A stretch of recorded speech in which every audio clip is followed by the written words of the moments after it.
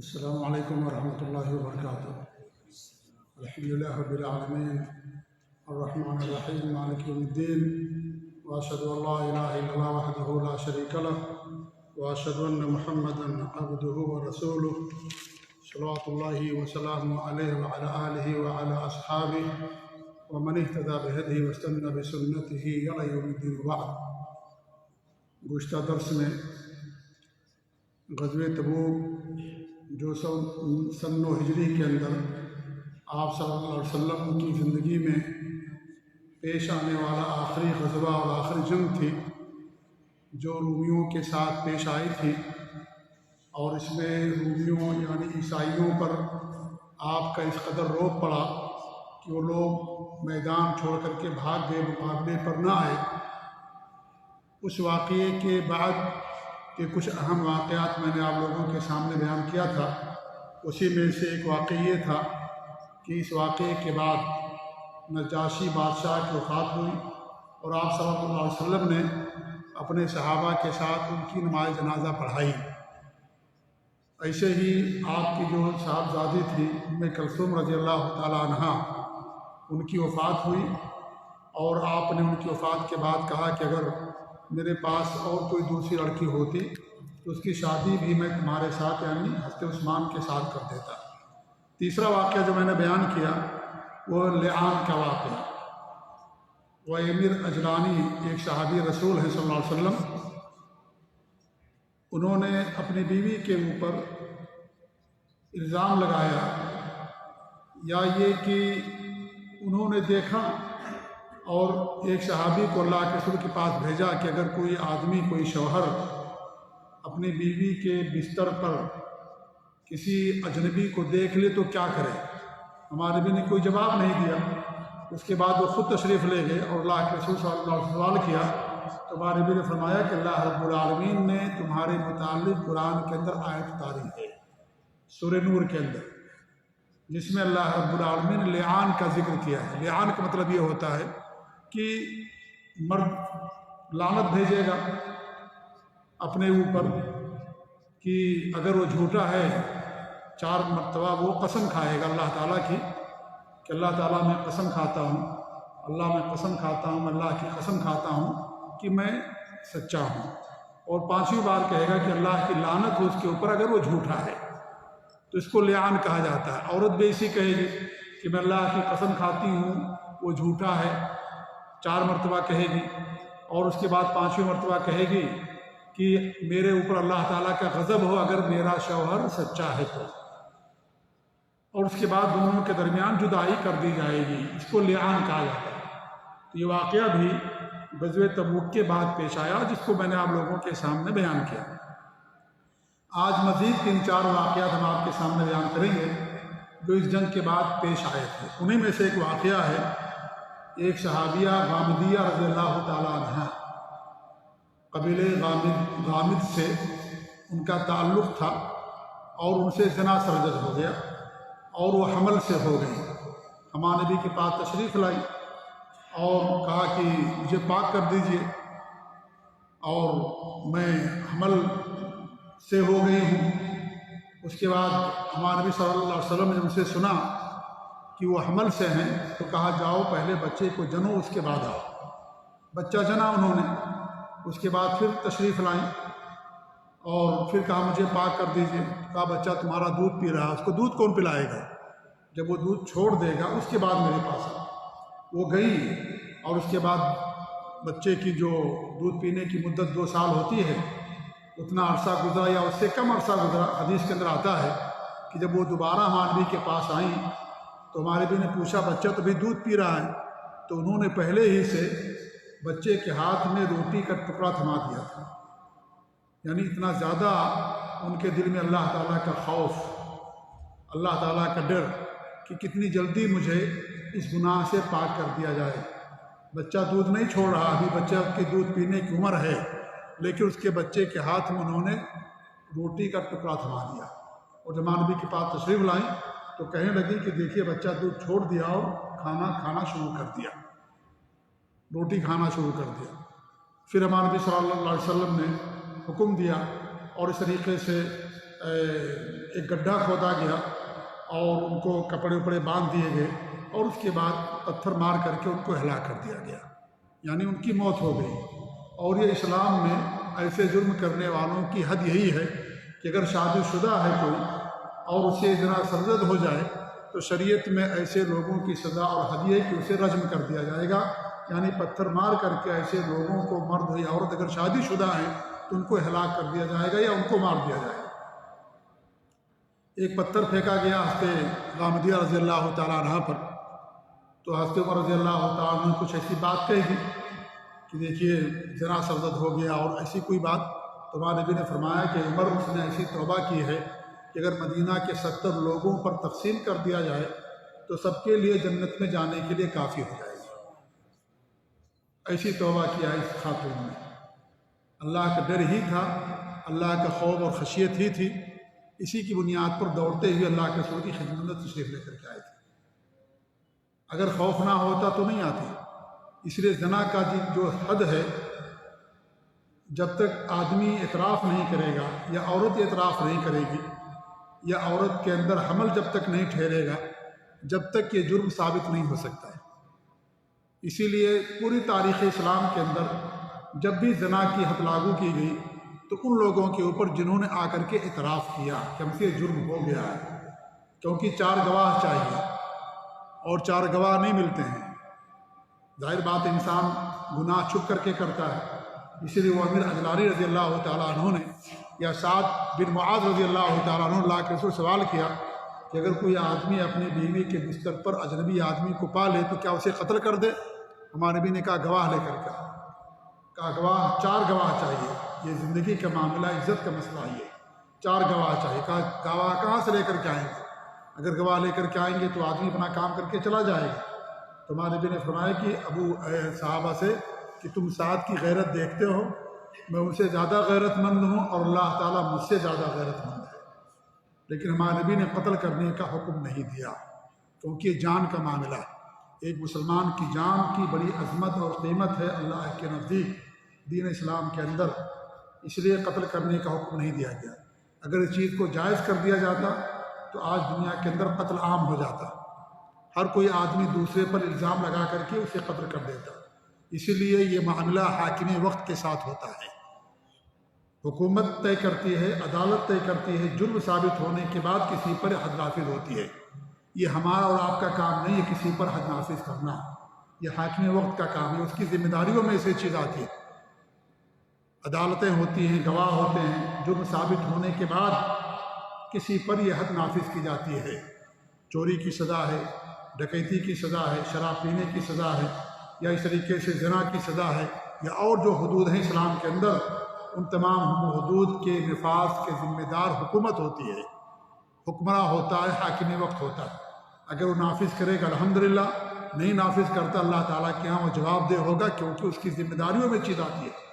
جیسے ہماری ذمہ داری ہے اپنے بچوں کی اصلاح کرنا، نماز پڑھنا، توحید پر قائم رہنا، گناہ نہ کرنا، اور جو ہمارے ماتحت کے لوگ ہیں ان کی اصلاح کرنا۔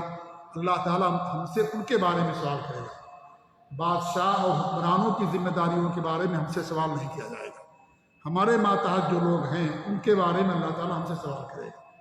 تو اس طریقے سے ہمارے نبی نے فرمایا کہ ایسی سچی توبہ انہوں نے کی ہے کہ اگر پورے مدینہ کے 70 لوگوں پر تقسیم کر دی جائے وہ توبہ تو ان سب کے لیے جنت میں جانے کے لیے کافی ہو جائے گی۔ اللہ تعالیٰ کا خوف تھا، اللہ تعالیٰ کی خشیت تھی، ہمارے نبی کی تربیت تھی کہ خلوت میں اور تنہائی میں گناہ ہو جانے کے باوجود بھی انہیں چین نہیں تھا، سکون نہیں تھا۔ وہ سمجھتے تھے کہ دنیا کی حد اور دنیا کی سزا آخرت کے مقابلے میں ہیچ اور کمتر ہے، قیامت کی سزا زیادہ بڑی ہے۔ انسان تھے، انسان ہونے کے ناطے غلطی ہو سکتی ہے، اور دنیا میں اگر حد نافذ کر دی گئی وہ حد کفارہ بن جاتی ہے، آخرت میں سزا ان کے لیے معاف ہو جائے گی۔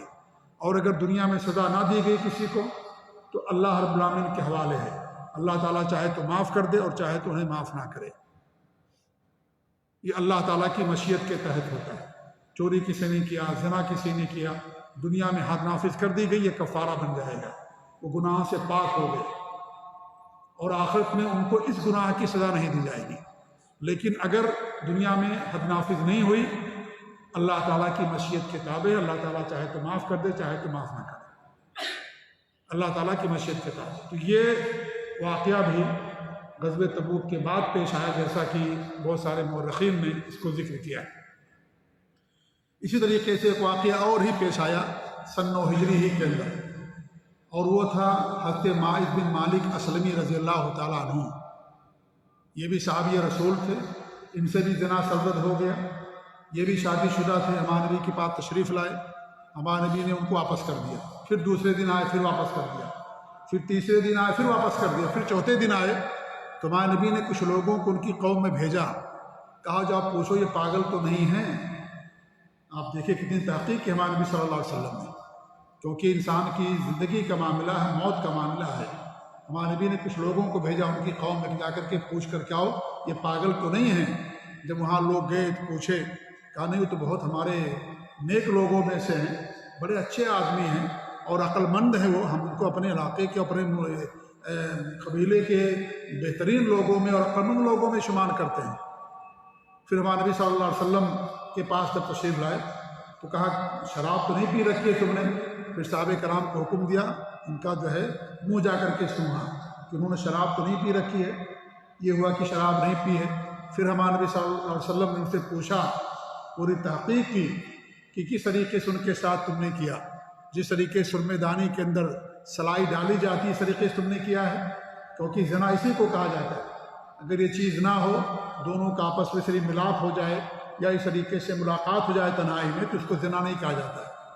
ہمارے نبی نے پوری تحقیق کیا تو انہوں نے پوری بات بتائی، اس کے بعد ہمارے نبی صلی اللہ علیہ وسلم نے ان کو بھی رجم کرنے کا حکم دے دیا۔ حضرت ماعز رضی اللہ تعالیٰ عنہ صحابی رسول ہیں، صحابی ہیں لیکن انسان ہیں، انسان سے غلطی ہو سکتی ہے۔ صحابہ کرام گناہوں پر اصرار نہیں کرتے تھے، اگر ان سے غلطی ہو گئی فوراً توبہ کرتے تھے اور اس گناہ کو چھوڑ دیا کرتے تھے۔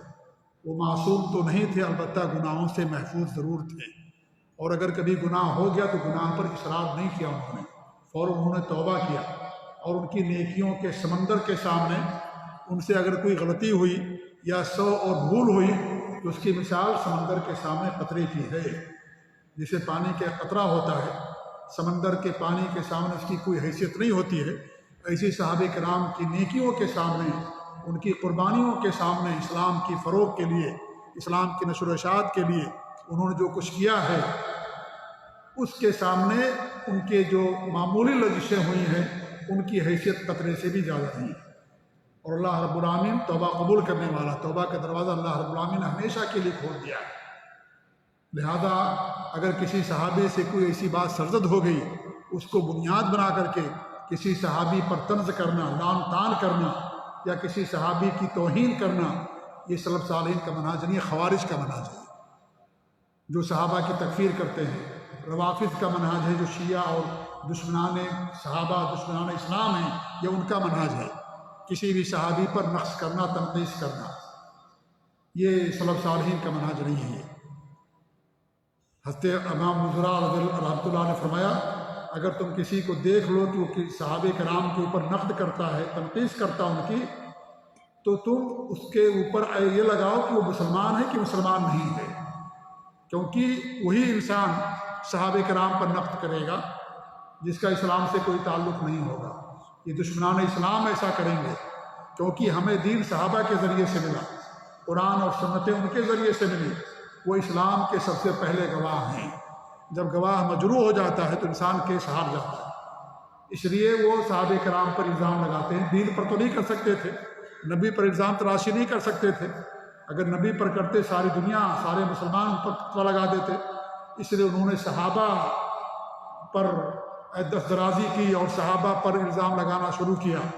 یہ اسلام کو ختم کرنا چاہتے، اسلام اور دین کو ڈائنامیٹ کرنا چاہتے ہیں۔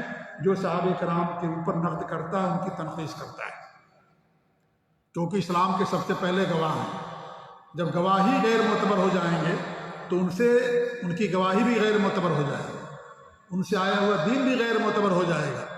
اس لیے جو زنادقہ ہیں، جو بددین لوگ ہیں، جن کا دین اسلام سے کوئی تعلق نہیں، وہی صحابہ پر الزام لگاتے ہیں یا صحابہ کرام پر نقد اور جرح کرتے ہیں۔ یہ جو ہمارے ائمہ گزرے ہیں، بڑے بڑے ائمہ اور مجتہدین، اور محدثین جرح و تعدیل کے علماء ان کے اس طریقے سے اقوال موجود ہیں۔ امام ابو حنیفہ رحمۃ اللہ نے فرمایا کہ صحابہ کرام کے تعلق سے اگر کوئی زندگی بھر مسلسل بلا ناغہ اللہ تعالیٰ کی عبادت کرتا رہے تو بھی اس کی عبادت صحابہ کرام کے اس ایک لمحے تک نہیں پہنچ سکتی جس لمحے انہوں نے اللہ کے رسول کا دیدار کیا ایمان کی حالت میں۔ امام ابو حنیفہ رحمۃ اللہ علیہ فرماتے صحابہ کا مقام ہے، اللہ نے انہیں اپنے نبی کی صحبت کے لیے منتخب کیا، سب سے اچھے سب سے پاک لوگ تھے، سب سے زیادہ طبیعت کے پاک اور دل کے پاک لوگ تھے جنہیں اللہ رب العالمین نے اپنے نبی کی صحبت کے لیے منتخب کیا۔ اگر انسان اچھا ہے تو اس کے ساتھی بھی اچھے ہوتے ہیں، اگر انسان برا ہے ساتھی برے ہوں گے۔ صحابہ پر نقد نبی پر نقد ہے، یہ نبی کی توہین ہے کہ نبی نے نعوذ باللہ ایسے لوگوں کو اپنا دوست بنایا جو ایسے قسم کے لوگ تھے، اس لیے نبی پر الزام رکھتا ہے، دین ہمارا مجروح ہوتا ہے۔ اس لیے صحابہ کرام ایسی چیز ہے میرے بھائیوں کہ انسان کو ہمیشہ اپنی زبان سے جب بھی نکالنا ہے ہمیشہ ان کی تعریف کرنا ہے، اللہ سے ان کے لیے دعا کرنا، رضی اللہ عنہ، اللہ نے کہا اللہ ان سے راضی ہو گیا۔ اگر ہم راضی نہ ہوں تو ہمارے ایمان کے اندر خلل ہے۔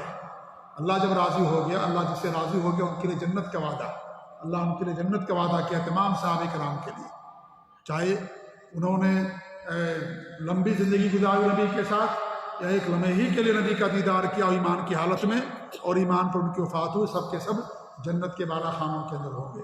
اللہ ان کے لیے جنت کا، مغفرت کا اور جہنم سے آزادی کا اللہ رب العالمین ان کے لیے اور اپنی رضامندی کا اعلان کیا۔ تو یہ صحابہ کرام ہیں، انسانیت کی بنیاد پر اگر کسی سے کوئی غلطی بھی ہو گئی تو انہوں نے فوراً توبہ کر لیا، اللہ ان کو معاف کر دیا، حد نافذ کر دی گئی، لہذا اس بنیاد پر کسی صحابی پر انگلی نہیں اٹھا سکتے ہیں۔ یا آج بھی اگر کسی سے گناہ سرزد ہو جائے اور اسے دنیا کے اندر حد نافذ کر دی جائے، اس گناہ سے وہ پاک ہو گیا۔ کفارہ کہا جاتا ہے کیونکہ کفارہ گناہوں کا سے پاک صاف ہونے کا ذریعہ اور سبب ہے، اس لیے اس کو کفارہ کہا جاتا ہے۔ یہ واقعہ بھی سن 9 ہجری کا ہے، جیسا کہ مورخین نے اس کو بیان کیا۔ اس طریقے سے جو منافقوں کا سردار تھا عبداللہ بن ابی بن سلول، وہ بھی اسی سال ہلاک ہوا، اسی سال وہ موت اس کو لاحق ہوئی، مرا ہوا غزوہ تبوک کے بعد، کیونکہ اللہ کے رسول صلی اللہ علیہ وسلم جب غزوہ تبوک میں گئے تھے تو ان لوگوں نے ایک مسجد ضرار بنا لی تھی، اور یہ مسجد ضرار جو تھی یہ مسلمانوں کے خلاف سازش کرنے کے لیے بنائی تھی، مسلمانوں کو نقصان پہنچانے کے لیے۔ ہمارے نبی صلی اللہ علیہ وسلم جب غزوہ تبوک سے واپس ہوئے تو اس مسجد کو آپ نے گرا دیا تھا، صحابہ کو بھیجا، اس مسجد کو آپ نے گرا دیا، تو آپ نے گرانے کا حکم دیا، صحابہ کرام کو بھیجا۔ یہ سارے مسائل حاکم وقت سے متعلق ہیں، یہ ہمارے لیے نہیں جائز ہے کہ ہم کوئی سی چیز دیکھیں جہاں شرک ہو، کفر ہو، جا کر کے اس کو گرا دیں۔ ہمارے نبی نے اگر حاکم وقت کی ذمہ داری کے اندر یہ چیز آتی ہے، صحابہ کرام کو آپ نے بھیجا تب جا کر کے انہوں نے اس کو گرا دیا۔ آج دیکھیں ہمارے ملکوں کے اندر بہت ساری چیزیں ہیں، کفر کے اڈے ہیں، شرک کے اڈے ہیں، بدعت اور خرافات ہوتی ہیں۔ ہمارا کام صرف نصیحت کرنا ہے، ہم کسی مزار کو، کسی مندر کو، کسی گرجا گھر کو نہیں ڈھا سکتے ہیں، یہ ہمارے لیے جائز نہیں ہے۔ کسی پختہ قبر کو ہم نہیں ڈھا سکتے ہیں، ہم ان کو نصیحت کر سکتے ہیں، سمجھا سکتے ہیں، یہ کام حاکم وقت کا ہے۔ یہ جو ذمہ دار ہے ان کا کام، ہمارا کام نہیں ہے۔ ہمارا کام لوگوں کو نصیحت کرنا اور سمجھانا ہے، اگر وہ مان جائے الحمدللہ، نہیں مانے تو بھی الحمدللہ۔ یہ حاکم وقت کی ذمہ داریوں کے اندر آتا ہے، ہماری ذمہ داری کے اندر نہیں آتا ہے کہ ہم نے مزار کو ڈھا دیا یا کسی قبر اونچی کو ڈھا دیا یا مندر جا کر کے ہم نے اس کو ڈھا دیا، نہیں، یہ حرام ایسا کرنا، اس سے اور فتنہ پھیلتا اور فساد پھیلتا اور زیادہ آپس میں نااتفاقی بڑھتی ہے، اس لیے ایسا کرنا جائز نہیں ہے۔ ہمارا کام صرف لوگوں کو نصیحت کرنا اور لوگوں کو سمجھانا بس۔ تو ہمارے نبی صلی اللہ علیہ وسلم نے اس مسجد کو جس کا نام مسجد ضرار، نقصان پہنچانے والی مسجد، کیونکہ مسلمانوں کو نقصان پہنچانے کے لیے اور ان کے خلاف سازش کرنے کے لیے وہ مسجد بنائی گئی تھی، تو آپ نے ان کو ڈھانے کا حکم دے دیا تھا، تو وہ بھی اسی سال مرا۔ ہمارے بھی اس کے جنازے کی نماز پڑھی، اپنا لحاف بھی لگایا، اپنا جبہ بھی دے دیا، قبر کے اندر بھی اترے اس کو دفن کرنے کے لیے، کیونکہ اس کے جو بیٹے تھے ان کا بھی نام عبداللہ تھا، وہ پکے سچے صحابہ میں سے تھے۔ اور یہ منافق صحابہ نہیں ہوتے ہیں، منافق کہتے ہیں جس کے پاس ایمان نہ ہو، اور صحابی کی تعریف یہ ہے جو ایمان کی حالت میں جس نے نبی سے ملاقات کی ہو اور ایمان ہی پر اس کی وفات ہوئی ہو، اس کو صحابی کہا جاتا ہے۔ یہ صحابی نہیں تھا یہ، ورنہ کافر بھی صحابی ہو جائے گا، ابو طالب بھی صحابی ہو جائیں گے، ابو جہل بھی، ابو لہب بھی صحابی ہو جائے گا، اس نے بھی نبی سے ملاقات کی ہے۔ ایمان کی حالت میں دیدار اور ملاقات ہونا چاہیے، اور ایمان کی حالت میں اس کی وفات ہونی چاہیے۔ نہ اس کے پاس ایمان تھا، نہ اس کی وفات ایمان پر، اس اللہ نے منافقین کا سردار قرار دیا۔ لہذا نعوذ باللہ من ذالک، صحابہ میں سے کوئی منافق نہیں تھے۔ اگر صحابہ آپ کہیں گے تو اس کا مطلب یہی ہو گیا کہ ایمان والے، اللہ ان کے لیے جنت کا وعدہ کیا ہے۔ ہندوستان میں ایک آدمی ہے سلیمان ندوی، جو آج کل جو ہے شیعوں اور رافضیوں ہی کے ساتھ رہتا ہے، اس نے ایک نئی اصطلاح پیدا کی کہ صحابہ منافقین بھی تھے، نعوذ باللہ من ذالک۔ یہ جہالت کی انتہا ہے اس کی۔ جب اس کے پاس ایمان ہی نہیں تھا تو صحابی کیسے ہو گیا؟ صحابی کی تعریف ہی یہی ہے کہ ایمان کی حالت میں اللہ سے، کہ رسول سے ملاقات اور ایمان پر وفات، یہ دو چیزیں ضروری ہیں۔ نہ اس کے پاس ایمان تھا ملاقات کے وقت، نہ ایمان پر اس کی وفات ہوئی، لہذا اس منافق کو یا اور منافقین کو صحابہ میں شمار کرنا یہ میری جہالت ہے اور نصوص سے اپنی واقفیت کی دلیل ہے۔ یہ تو اس کی بھی ہلاکت اسی سال ہوئی تھی، غزوہ تبوک سے واپسی کے بعد، جیسا کہ علامہ صفی الرحمن مبارک پوری رحمۃ اللہ علیہ نے الرحیق المختوم کے اندر بیان کیا ہے۔ آپ نے جنازے کی نماز پڑھی، جنازے کی نماز پڑھ دینے سے بھی جنت کا حقدار نہیں ہوگا۔ وہ جنت میں جانے کے لیے ایمان اور عمل صالح چاہیے۔ ہمارے نبی نے کپڑا بھی دے دیا اپنا، لعاب دہن بھی لگایا، آپ کا لعاب بابرکت تھا، آپ نے جس چیز کو استعمال کر لیا اس کے اندر برکت آ گئی۔ آپ نے قبر میں بھی آپ اترے اس سے، اپنے ہاتھوں سے اس کو دفن کیا، لیکن پھر بھی جنت کے اندر نہیں جائے گا وہ۔